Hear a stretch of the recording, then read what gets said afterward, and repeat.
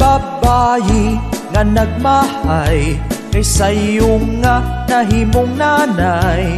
Nag-edad pa o 16, na disgrasya kay nabuntis. Tungod aning sabot-sabot, bisan asa lang mag-abot. Lalaki sab nga walay buot, igo lang siyang gipaburot. Ug sa dihang nabuntisan, kalit lang siyang gibiyaan. Lalaki nga way batasan, wala yun siya gipakaslan. Sa bagko pa sobra ka sweet, di maglagyo pirming dikit. Ug kay pirming magpangit-ngit, natintal sa uhit-uhit.